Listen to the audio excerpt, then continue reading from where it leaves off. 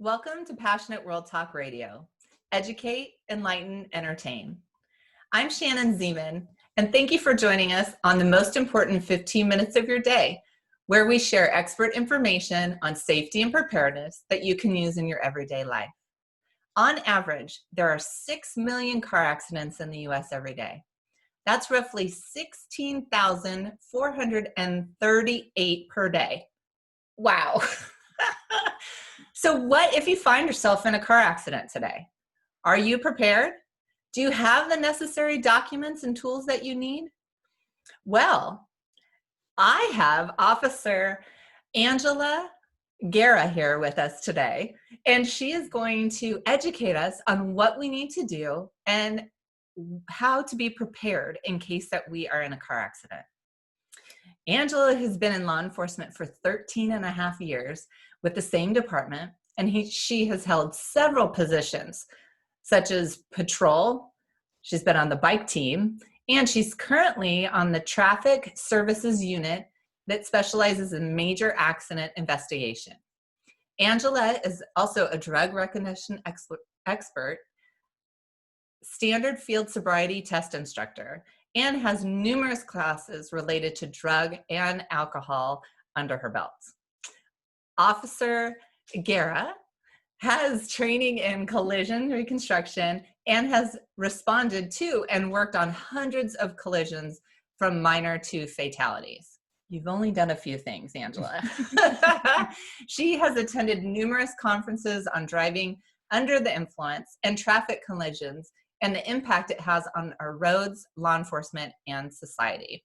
So I'm so excited to have Angela here with us. And just so you know, I'm having trouble with her last name, so that's why we're laughing and I'm working on it. So we're all human, but thank you so much for being here. You're welcome. Thanks for having me. And I'm really excited because, as everybody knows, my husband is in law enforcement also.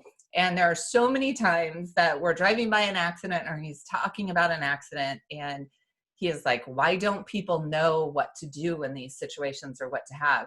And as a civilian, I don't. And I don't know why we don't have all the right information given to us maybe at the beginning. I don't know. So I'm so glad you're here. Thank you. Yay. So how important is it to maintain your car to avoid or be ready for an accident? Maintaining your car is extremely important, from just regular service to everyday overall checking your vehicle, whether you have gas in your car, to the proper oil levels, to whether your windows are clear or not. You want to have your windows clear, front and back sides, so you can see out those windows properly.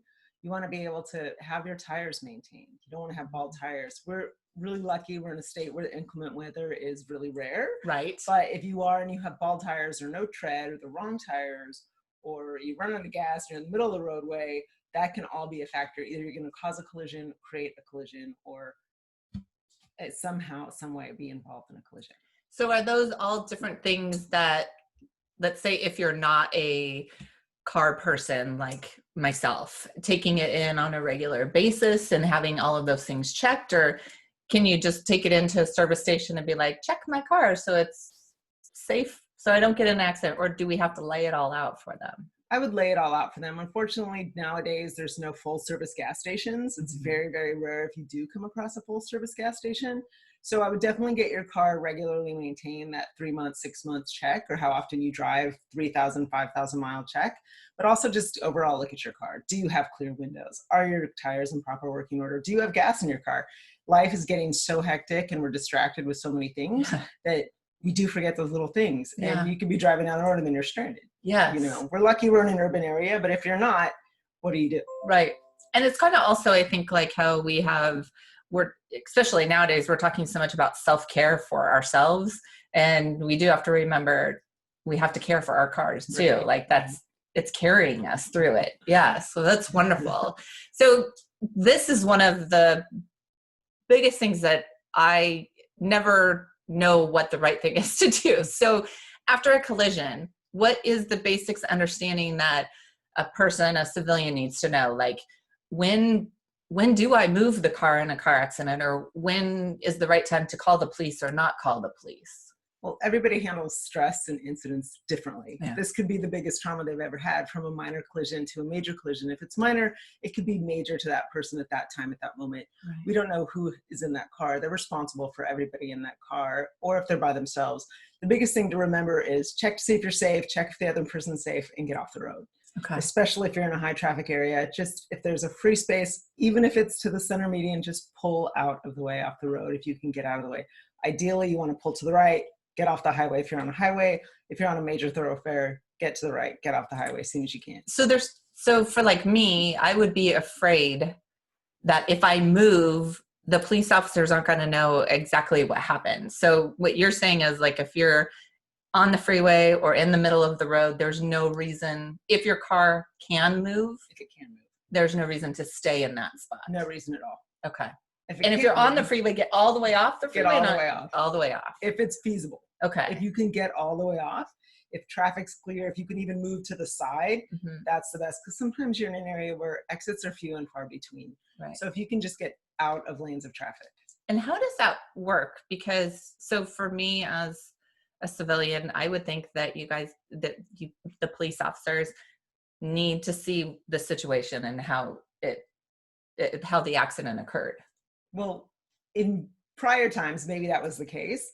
Traffic's heavy, and unfortunately, we have so much training and so many new technologies coming out that's the part of the puzzle. Just like any crime, at the time, you go back and you kind of reconstruct that puzzle. So you can just get their statements, debris in the roadway, damage to the vehicles. So immediately hit your hazards, get to the side of the road.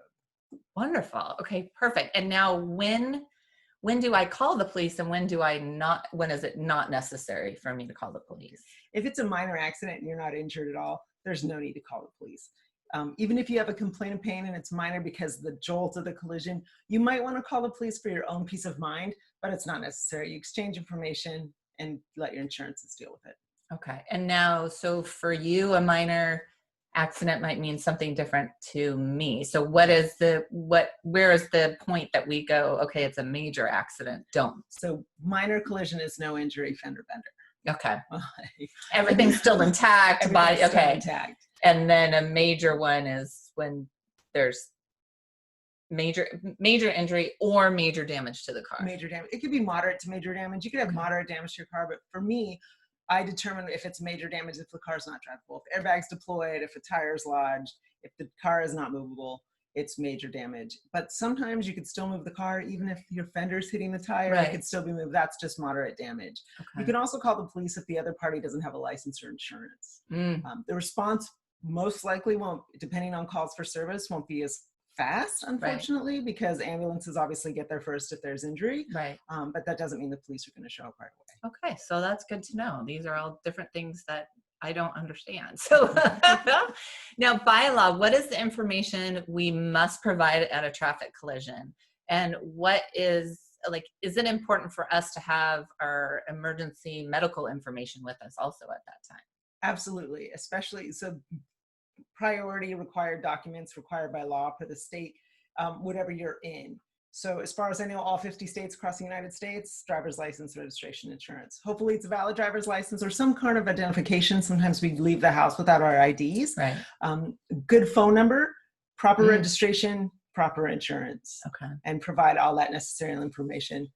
Medical information is key, especially if you're diabetic or your blood type. If you do actually are involved in a major collision and you get transported, that is good to have with your information in that vehicle, right in there where if your glove box and you keep your registration and insurance, keep that medical information right there with it. That's great. I never thought about keeping your medical information in this. So that's wonderful. Would you also keep maybe like your emergency phone numbers with that also, like for who they could contact in case that you're unfortunately not able to communicate with them? Absolutely. And you might want to keep that also in your wallet, because if you are transported to the hospital or to the nearest medical facility, you do want to have that information. It's best for the paramedics that get there. They can, if they're going to start administering anything, and for the doctor they're in contact with. Oh, very cool. So see, be prepared.